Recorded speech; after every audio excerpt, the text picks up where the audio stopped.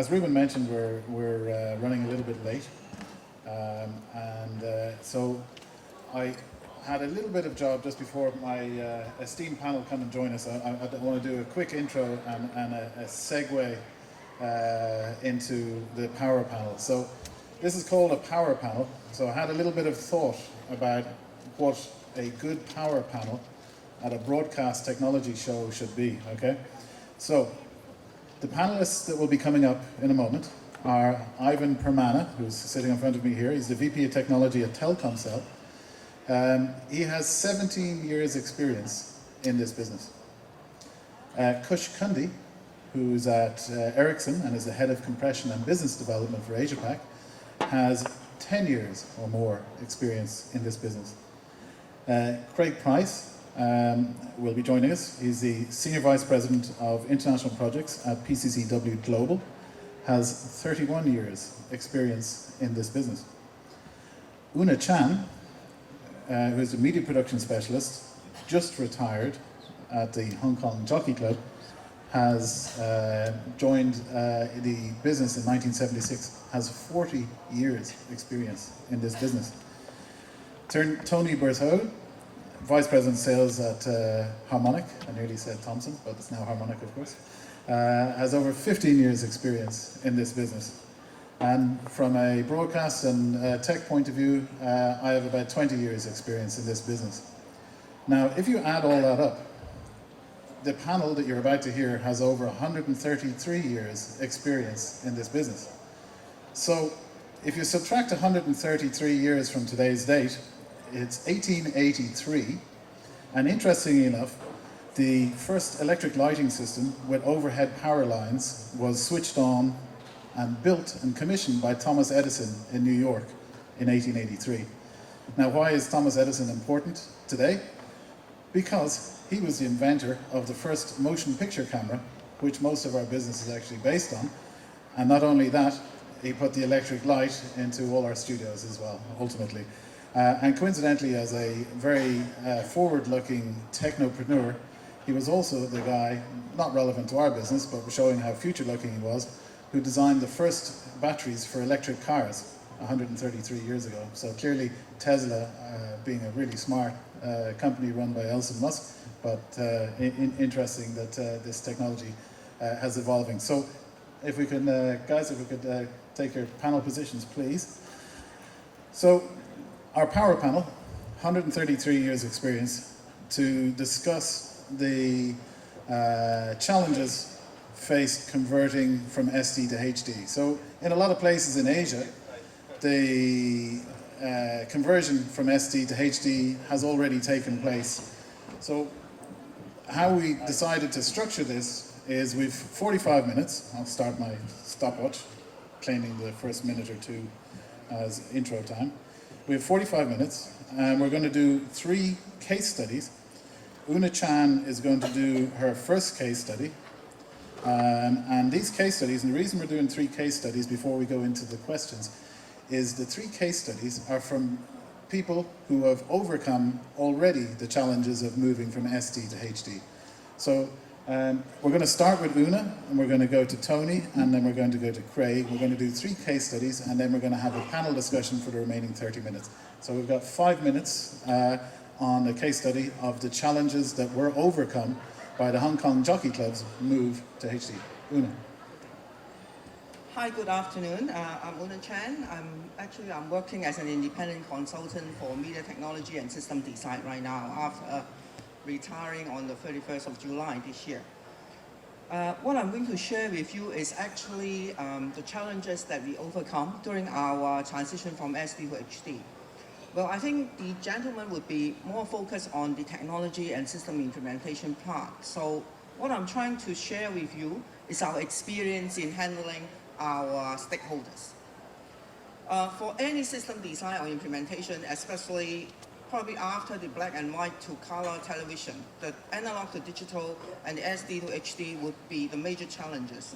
Well, we start with the SD videotape for probably around 10 years without major changes.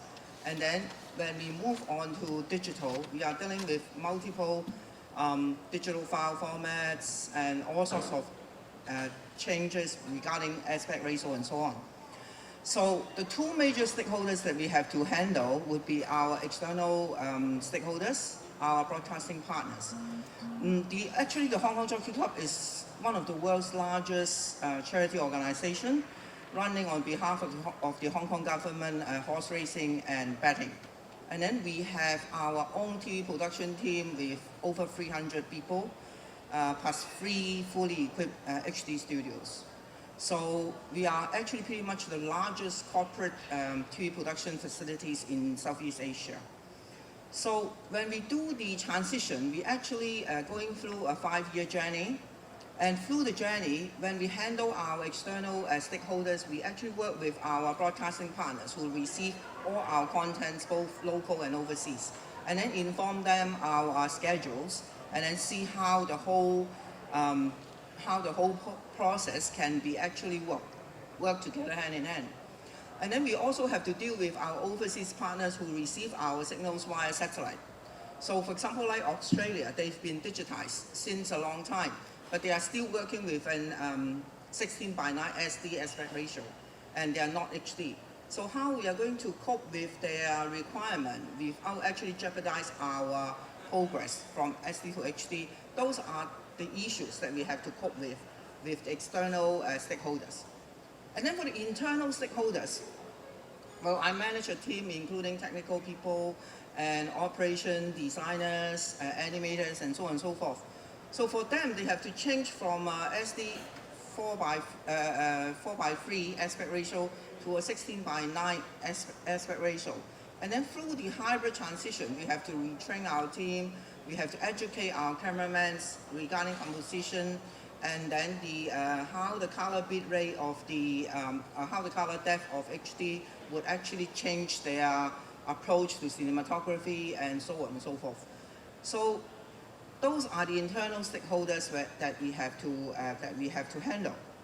So what I'm trying to segregate the two things is the technology challenges and the content and operation challenges that we have to went through in those 5 years. We just complete all of our transition last July, and then we still... 1 minute, Una. Okay. We still have a little bit of things to do. So those are the issues that we have to tackle, and then we can actually talk about them a bit later. You had 1 minute left. You finished early, so you've overperformed as usual. All right. Okay. Tony. Good afternoon, everyone. Okay, so as Fintan said, I think it will be interesting to share with you some information about a project we deploy in Taiwan for Dish HD Asia. It's interesting because they actually completed their migration to full HD. So they are operating right now a DTH platform which is full HD. And I think it's complementary to what OOnagh just described, because you spoke about the production part, and Dish HD Asia, it's more about the delivery to the end user and their journey from an SD platform to a full HD platform. And so what happened is they came to us about a year ago, and for them it was extremely important to put a plan in place to migrate their platform to full HD. It was a business decision. The main purpose was to differentiate from the competition, to create a unique selling point, basically. So it was a marketing decision. The idea was basically to capture new subscribers, but also to grow their ARPU. So as a satellite operator, as a DTH operator, when you want to move to full HD, the first challenge that you are facing is basically the bandwidth. Just simply because when you are moving from SD to HD, if you keep the same compression format, if you stay MPEG-4 as an example, you basically need to double the bandwidth. Okay, so for an operator like Dish HD Asia, that will mean double the satellite capacity, double the OPEX, the money they spend on the satellite capacity. So of course, this was not an option. They could not double the OPEX on the satellite capacity. So the way forward in the project was to identify a solution to compress the channels in HD in a much more efficient way. So together with Dish HD Asia, we went through an analysis of the possible optimization of their MPEG-2 channels, their MPEG-4 channels. But finally, the conclusion was it was not good enough. And they made the decision to actually move away from their legacy formats, MPEG-2 and MPEG-4, and to adopt a new format for the compression, which is HEVC. I mean, some people say H.265. And basically, they did that following a very thorough evaluation of the technology, testing, and their first assumption was that for HD channels, depending on the video, the complexity, the expected picture quality, they were looking for an optimization between 35% and 50% versus MPEG-4 using HEVC. As I will mention just after, you will see that they basically achieve even better than that. So, of course, when you want to move to a new compression format, you have a constraint. You need to refresh your set-top box on the field. I mean, if you have MPEG-2 and MPEG-4 set-top boxes, and you move to HEVC, you need to replace them. So then comes the financial analysis. They compared basically the cost of replacing the set-top boxes with the savings they can do on the satellite capacity by moving to HEVC. And basically the result was positive. So they made the decision to actually swap their set-top boxes, move to HEVC, and actually the project was launched and executed very, very quickly. 1 minute? All right. So the second challenge, once you are starting your project and you want to move to full HD, the second challenge is the content, is to basically be able to get your source, all of your channels in HD. And that may not be possible everywhere. In Asia or in Europe or even in Americas, you may not be able to have all of your content available in HD. So we work with them on a solution to upscale the content, so very solid, very good quality solution in order to upscale the content. And they selected two formats. One which is 720p for the channels coming from SD, and one which is 1080i, full resolution for the channels that are basically natively HD. And when you do that, you manage even to optimize more the picture quality. And overall, the conclusion was that thanks to the move to HEVC, they managed to completely migrate the platform from SD to HD, but also to save money and to save capacity on their satellite. So I think this is a very good example of how you can address and tackle the challenges you face when you want to move to HD. Thank you, Tony. Just in the nick of time. Craig Price, PCCW Global. Good afternoon, everybody. It's a pleasure to be here. I'm from PCCW, which is also called Hong Kong T, and we're the #1 operator in Hong Kong. And to stay the #1 operator, content has been core to our strategy for actually many, many years, beginning in 2004. So to meet the demands of people from Hong Kong, who tend to be very innovative and also early adopters of any technology, the provision of content and delivering to our customers to meet their expectations is key to us. In terms of moving from SD to HD, we started doing that in 2007. At that time, we bought the Premier League Soccer. This Premier League Soccer was delivered to us in HD, and customers demanded HD. Our network at that time was actually being supported over copper, mainly, with only 16% fibre penetration. So ADSL technology was the technology we were delivering the service. It was not good enough. The customers demanded a high-level service, and as a result of us needing to deliver HD as a standard, and our customers expect HD as a standard, we actually had to develop, it actually changed our network topology and our thinking behind our network. So as a result of the 2007 and purchasing for a very expensive price Premier League HD content, we started moving our network to fibre. So our policy of our network has actually been to move to fibre. So now, since 2007, fibre penetration is now 84% in Hong Kong. But what we see changing is the definition of HD. To us, we're actually starting to build our network preparing for 8K HD, which means that we deliver now to our customers a standard broadband service which they can purchase of 10 gigabits per second. The reason we offer 10 gigabits per second is to enable us to actually be able to manage 8K TV when it arrives and actually handle the delivery to our customers of 200 megabits per second, which would be what we see as the speed to deliver the service. So in terms of HD and where HD is becoming, it certainly has impacted our network and our thinking in terms of the delivery of the service and our network topology, to the extent where we now see 10 gigabits per second as a standard delivery service to our customers. Thank you very much. Inside time. We could be moving ahead here. Khush, we have a list of addressed questions here which are on the overhead projector, and the first one of which is the best strategies for tackling the obstacles faced when converting from SD to HD. We've heard a couple of case studies here. Filling in the gaps, what do you think are the best strategies? What should operators, specifically here we're in Indonesia, what strategies should they be looking at to move to digital and to move to HD? So yeah, I think quite a lot of the current use cases that you've heard cover lots of different aspects of that. I guess some of the other things to think about moving forward, rather than obstacles, I guess opportunities that could be interesting for people to investigate, is if you're going from SD to HD, and HD is a greenfield from let's say a set-top box point of view, or any devices that can decode it, and even the distribution part. What is it that you can do beyond what previous countries have done when it comes to HD? So HD in other countries has been 720p, 1080i, 25 frames a second.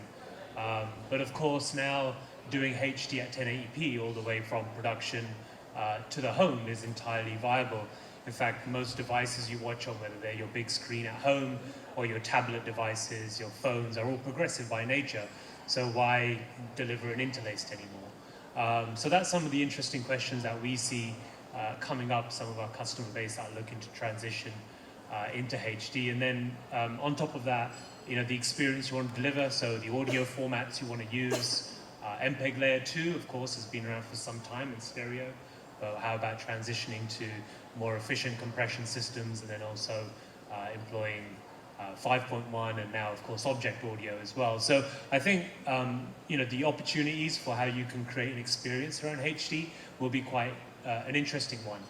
Moving beyond, like I said, what other countries have done, just because that's what's happened over the last 10 years of HD rolling out across the world, doesn't mean that as a country you need to do the same thing. It's about what's next, how you're going to deliver that great HD experience to all the screens, and actually just delivering a great experience, because now you're not only going up against and competing against the other pay TV operator in the country or the broadcaster, but against all the OTT guys who are doing HD now and are doing surround sound now. So your dimension for how you think about it needs to be broader and not just based upon what one segment of the industry has done over the last 10 years. So that would be mine. Okay, thank you.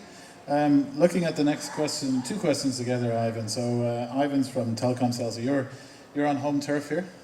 We're the visitors. So when we look at the people to your left who have already gone through all of this pain, I guess this is maybe the pain that you currently live today in the move, in Indonesia's move from SD to HD and beyond. So what benefits do you see as an operator, and what are the key benefits that HD will bring to viewers and subscribers in Indonesia? Right, thank you, Fintan. So, in the operator point of view, when people watch the HD movie using the device, we kind of see the bandwidth needed between 3 to 6 megabit per second. So this kind of bandwidth theoretically can be provided by 3G, but practically cannot. That is why when we upgrade our network from 3G to LTE with theoretical top speed of 100 megabit per second, we can deliver this HD. But in operator point of view, this kind of HD streaming over the LTE is not will not going to be enough for our infrastructure. So we are working towards a new technology in LTE. We call it evolve multimedia broadcast, multimedia broad, yeah, multimedia broadband multicast service. So it's kind of a difficult name. With this technology, we can somehow doing a unicast, not a broadcast system, that hopefully we can help the content provider to deliver the streaming to the handphone, which is more effective than if the customer doing one by one with the segregated pipe. Maybe that's all. Okay, from the benefits, and leading into the next question then, because this is an expensive question for you, should your entire network become HD, do you see an end to SD in Indonesia? I see the problem of SD to HD in the broadcast world is almost the same like telco problem of 2G, 3G, 4G and 5G. So every in terms of stages, we have so many technology going ahead. However, we still left with a lot of people using old technology. For example, in Indonesia, 50% of our subscribers is still 2G. So if you say that, do every Indonesian need HD? I'm not quite sure. Maybe more than 50% Indonesians still have SD device. They cannot even watch HD yet. So the way we see is we will evolve it. We will deploy LTE on the needed places only. So we calculate there is around 100 cities out of 500 cities that in Indonesia that we can implement LTE. And then based on that, the HD can be delivered to that cities. Okay. I won't ask you this question because the deployed people, and I'm going to point this to Craig, the next question then, is will HD from the perspective of Ivan, or has HD given greater revenues, or from a revenue, what's the cost benefit analysis to move to HD from SD? Is it as you mentioned a competitive move, anti-competitive move? Well, it's obviously it's a competitive move in terms of actually maintaining our customer base and maintaining our customer satisfaction. But the economies of HD have actually been quite positive to us as an operator, because as we've provided higher bandwidth to our customers, they've actually purchased the higher bandwidth. So it's typical that as soon as we walk into a building, we provided 1 gigabit per second service, which is actually quite economical in Hong Kong. 50% of our customers have picked up that particular service.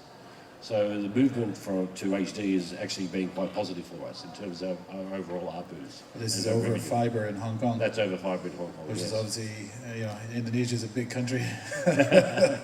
So it's easy for us to come in from Singapore and Hong Kong and say how we did it in small island states. A little bit of a different scenario. Yeah, but also you've got to understand that we do compete against OTT, so services that are coming into the country. They provide extended definition.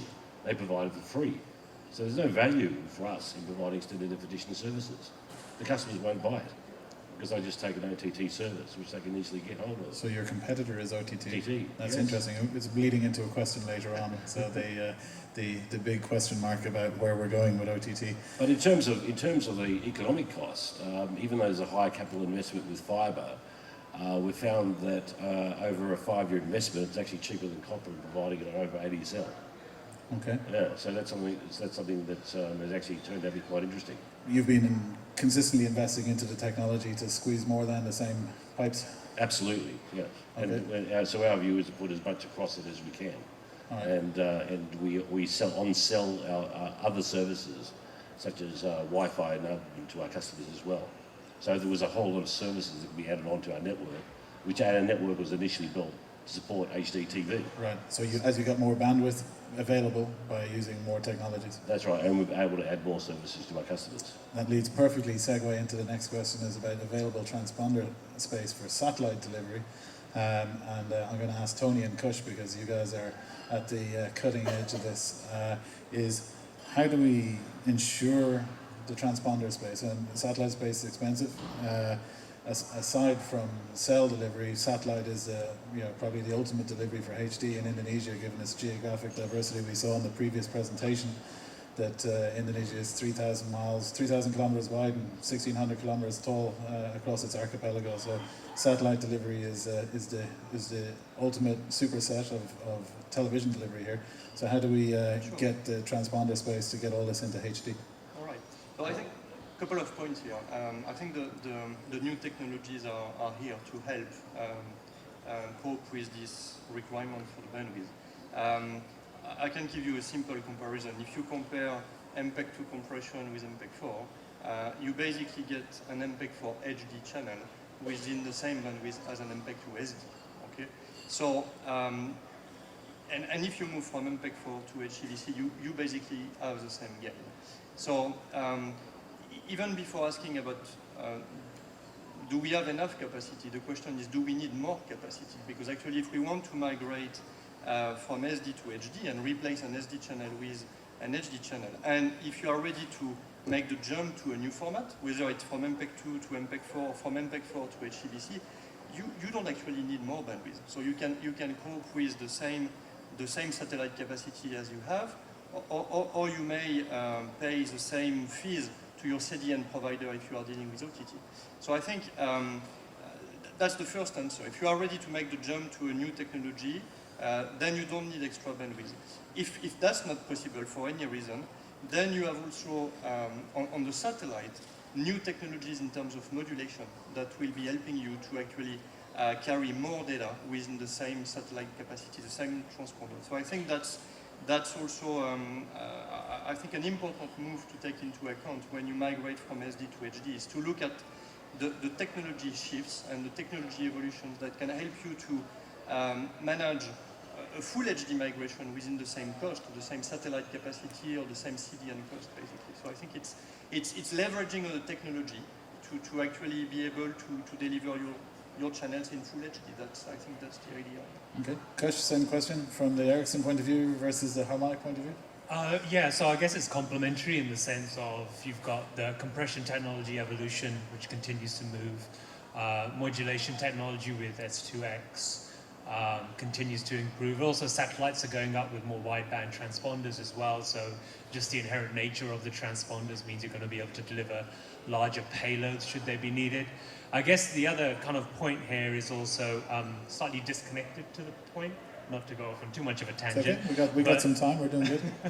The amount of content and the content types that are now being consumed on demand versus live also calls into question, just as Tony mentioned, do you actually need more capacity on things like satellites, which inherently are great at delivering real-time content to a wide distribution of audience, but if an increasing amount of that content, which is +1 channels, very old TV shows, or TV shows in general, are all being consumed on demand, why do I need to take up valuable satellite space with delivering them? Why can't I do a download model even in places where I have bandwidth limitations or very severe coverage issues as well? So I think we need to kind of be smart in the way we look at these different technologies.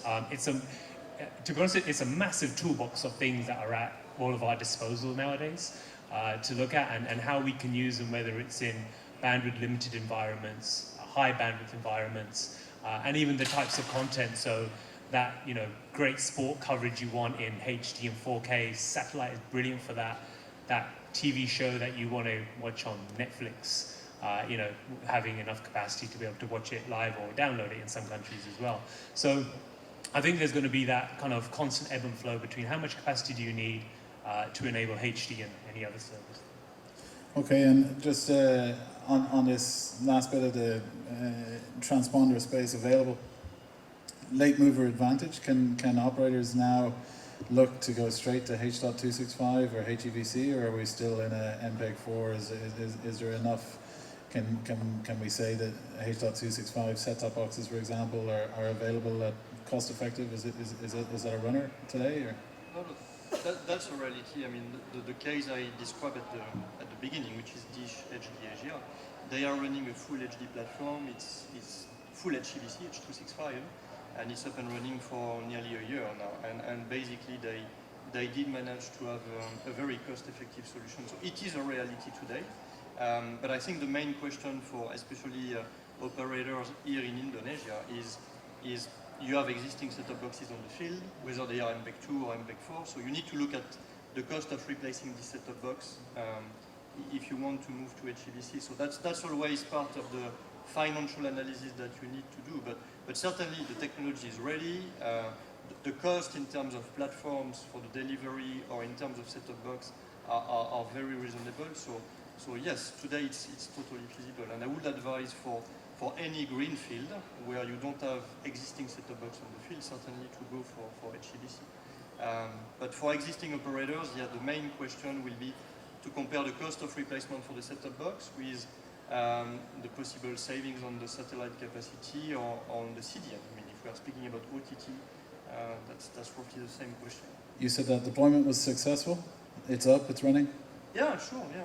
Did you use a system integrator for that project? Yes, that's correct. So Can I ask which system integrator was? It's Ideal Systems, so you know the case very well. Not my part of Ideal Systems, another part of Ideal Systems. But important to have good partners in these environments as well. So after that really obnoxious plug, I'll move on. Looking ahead, and we're doing very well on time here actually, so clearly the many years of experience on the panel allows us to be very efficient. Looking ahead, what technologies are we seeing in delivery of OTT, and there's a question here about ultra high-speed broadband. Now, I'd like to get maybe the two broadband operators, or at least wireless broadband, but broadband operators nonetheless. What's your experience of ultra broadband networks, Craig? And then I'll come back to Ivan. Well, in Hong Kong, we decided to, at this particular stage, we're actually delivering 10 gigabit GPON services. We skipped over 2.5. because we saw that as not being capable of delivering the HD the customers are after, plus provides enough overhead for the customers to use broadband. So leapfrog. Yeah, so we're now rolling out 10 gigabit GPON into the marketplace. So that's been a major change. But we also need to look at not just our network, but also the set-top box and the evolution that's occurring there. For us, because we're seeing content and entertainment being core to our delivery strategy as us as an operator in telco in the future, we're now investing quite heavily in the set-top box. We're actually going to market now with the set-top box as an entertainment centre, not as a. So the box is actually quite expensive in terms of our cost to market. By doing that, we actually control the entertainment centre. So when we release our set-top box, which is now in trial, and we've already announced we're releasing it, so I'm quite happy to say. Public domain. It'll also enable our customers not just to access our broadcast services, our linear services, and our on-demand services, but they can also access Netflix through the service. So rather than a third party coming in and providing a box and therefore taking effectively customer ownership, we're actually actively going with our customers and delivering high-valued set-top boxes, so which actually can be upgraded with hard drives, etc. So you're bringing in Netflix as an OTT operator available on your set-top box? That is correct. Despite the fact you run your own OTT service as that an is OTT. correct. So you co-opetition. You have to embrace your competition. All right. Yeah, keep your friends close and your enemies closer. Absolutely. But more important to us is we want to own the customer's entertainment choices by owning the set-top box. Okay. And that's particularly important for us. Now moving from fibre into the cell space and the 4G, 5G, your ultra broadband plans must be emerging or already rolling out? Yes, for the currently Indonesia is LTE in the LTE technology stage, and for LTE advanced we predict that maximum that we can get in LTE using all the spectrum that is available, 500 megabit per second is the maximum. When we talk about 1 gigabit per second, we talk about 5G technology, which we foresee can only be in Indonesia maybe 2020 because Japan, they will launch during the Olympic in 2018, if I'm not mistaken. And regarding the broadcast, in 2000 soon in Indonesia we will have ASEAN Games, and we see that there is an upcoming OTT application that makes anybody who has handset becoming a broadcaster. This is my major concern because when we do even like ASEAN Game, everyone can be broadcaster and everyone can be watcher, and I don't know how many bandwidth we need, but in terms of technology of LTE, we will try to split as many as better as we can on the venue, because without it, it will not work. We predict like that. But do you see what PCCW is saying? Do you see that the extra bandwidth? Are you struggling just to deliver the services, whereas it seems that PCCW, by using better compression, gained extra bandwidth and could launch extra services? Do you see new services coming out to your customers? Yes, we don't have any businesses in the compression or the video. We just deliver the video, but we know that in the eMBMS there will be H265, H265 that is coming, and in mobile actually we have DAS. DAS is a stand for Dynamic Adaptive Streaming over HTTP, something like that, because in mobile you cannot expect the same bandwidth every time you move. It always go up and down. But in terms of video services in the future, we see a lot of shifting. In Indonesia, there are two main applications for broadcasting, like Bigo Live, if you know, and the second one is Periscope, which is people can do broadcast for themselves, look by the other people, and they have a different business model. Everybody's a broadcaster. Yeah, everybody's a broadcaster. The second part of this is talking about HD quality via OTT. Now, just going back to OOnagh, who started us off at Hong Kong Jockey Club. Hong Kong Jockey Club is, excuse me for paraphrasing Hong Kong Jockey Club, but you invest a lot into the production of your content. You have a huge content production capacity. How important is the future of OTT from your perspective as a content creator? Okay, I think we also work closely with PCCW on the channels.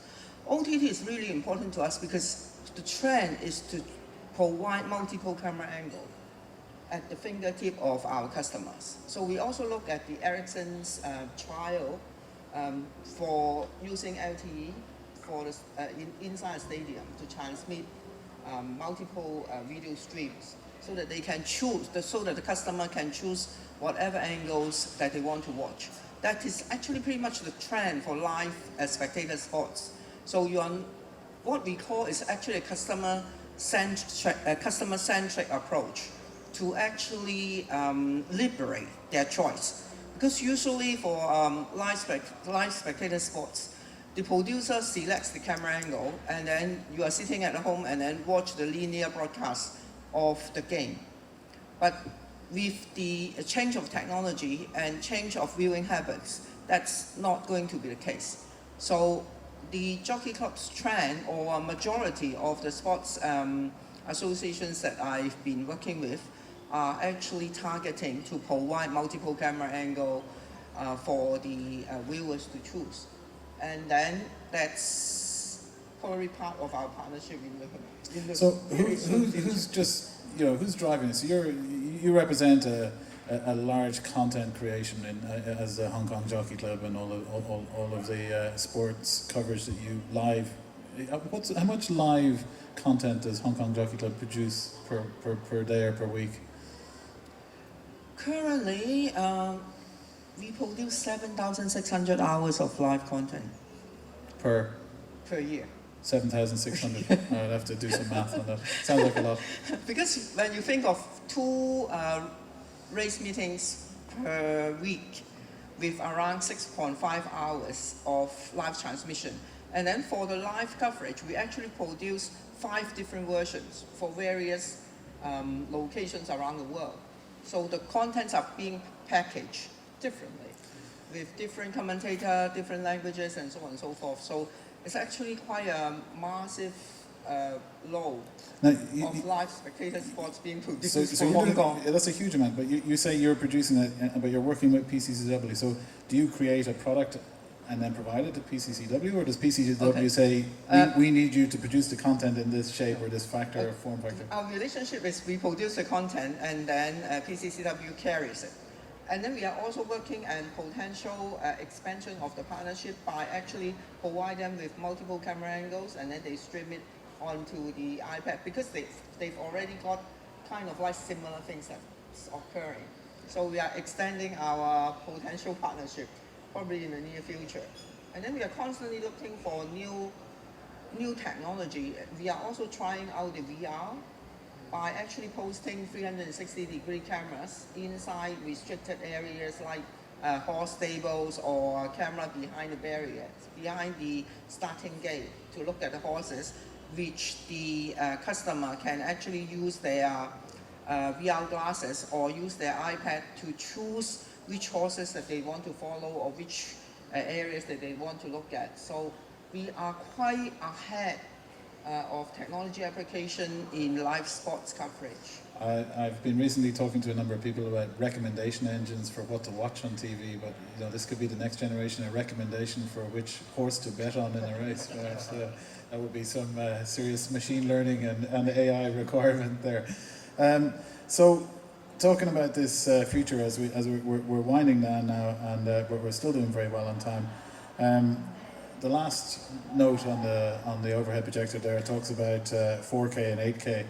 Now, Craig, I'm going to come back to you, because you're the only person I've met who isn't Japanese who's talking about 8K already. So, can you tell me realistically what's the time frame that you think you will see 8K being available to a consumer in Hong Kong? Oh, well, I can talk about 4K because essentially... You did mention 8K. I know I mentioned 8K because we're future-proofing our network for 8K.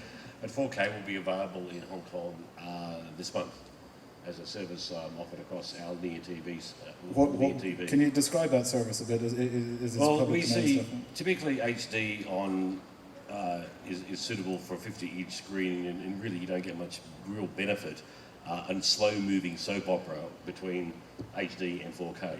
But if you're watching a sport event, it's really, really important, because what happens if you watch a sport event on HK and the camera pans, the background blurs.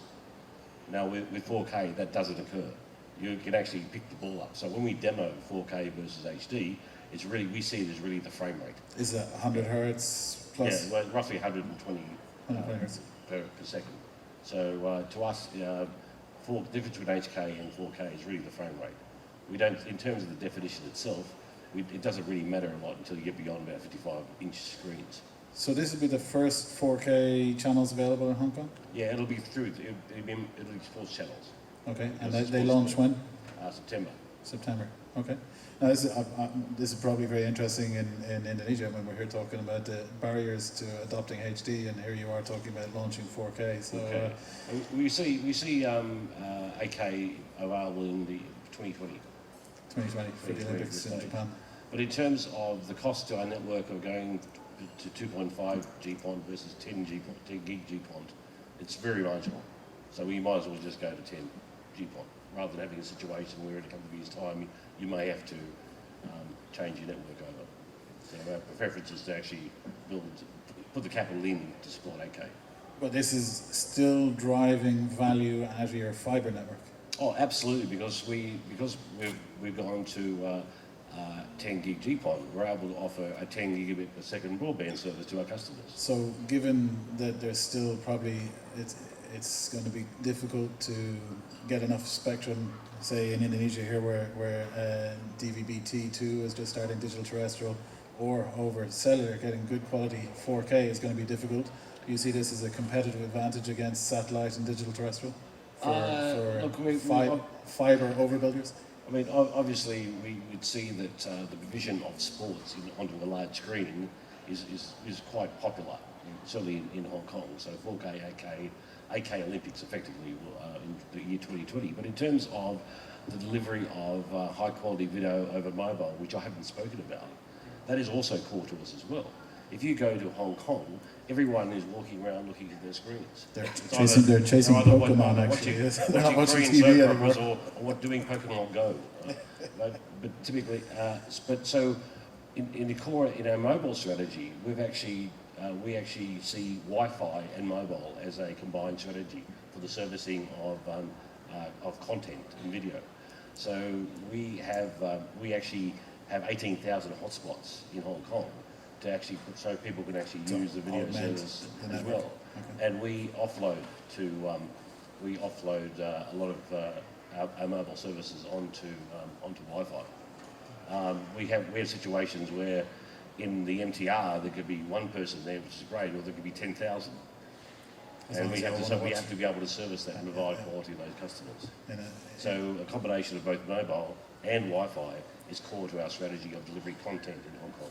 Okay. Before Ruben starts to call me, Ruben's going to start calling me shortly on time, so I'm going to preempt him here.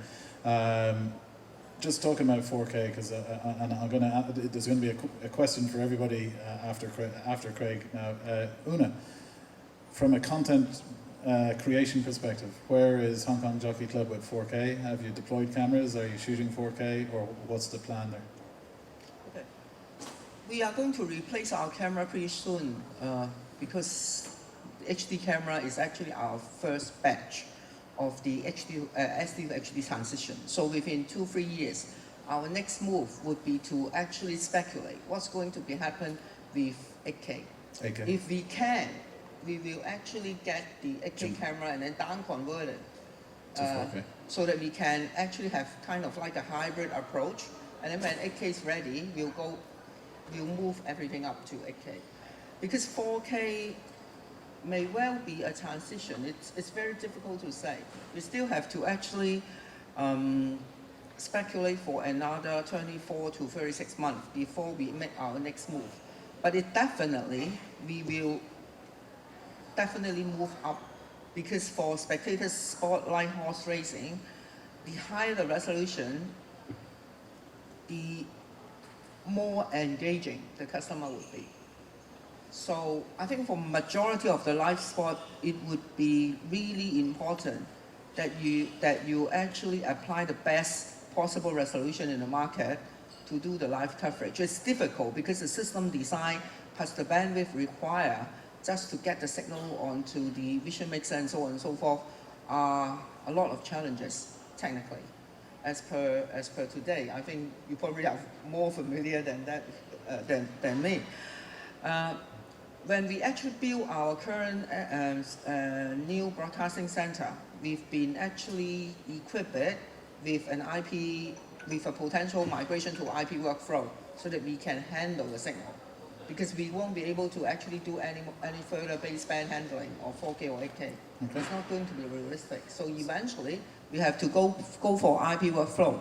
But by saying that, we also have to resolve the issue about delay. For example, like currently, our signal, live racing signal, being transmitted by PCCW or TVB or iCable in Hong Kong, there would be a delay of around 4.5 seconds to 6 seconds, which is really damaging to our customers. So our commentator has to actually keep on reminding our customers that there are actually a digital delay and a compression delay for the live vision that they are witnessing, because it also related to our gaming business. Betting business. Yeah, customers always actually push their betting button at the last minute.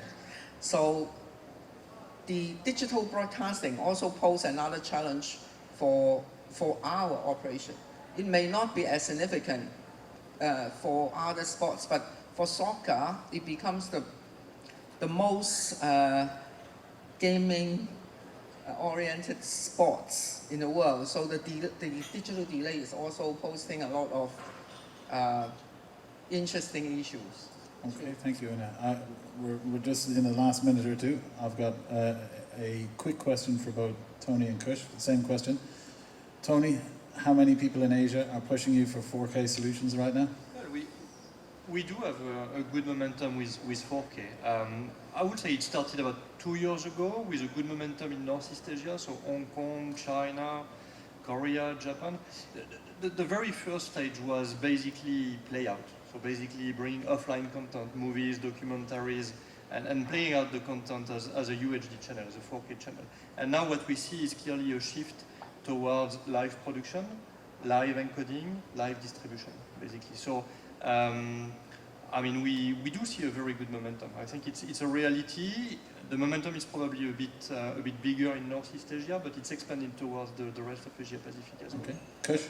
Yeah, I mean, for us, I mean, we focused in that same time period about actually live, so trying to make live happen, because that's where we see the biggest impact and the biggest value of things like 4K out the gate, you know, the massive sporting event, horse racing, etc. So that's the high value thing that people want to see on a big screen or see with their friends and family on a massive space. So I think, yeah, a lot of demand, especially trials. Does it work? How is it going to work? How do we handle all the different aspects of it? And now, as Tony mentioned, we're starting to see deployments to the home. So 4K is going to be realistic, and you know, there's a constant arms race between how much bandwidth is becoming available in networks, whether it's evolving 3G to 4G to 5G, satellite transponder space, and most 4K deployments will be likely on satellite at first. And then compression is getting better as well. So you kind of got the both sides of that equation, which means that before you know, whilst we think 4K may not be possible in certain parts of this country today, before we know it, it could be very, very possible to most people's homes. So I don't think we can discount the rate of change we're seeing in technology, which is creating a continual balance or rebalance of all those different aspects. Okay, and finally, from a PT Telkomsel perspective, Ivan, what's the 4K outlook for Indonesian consumers?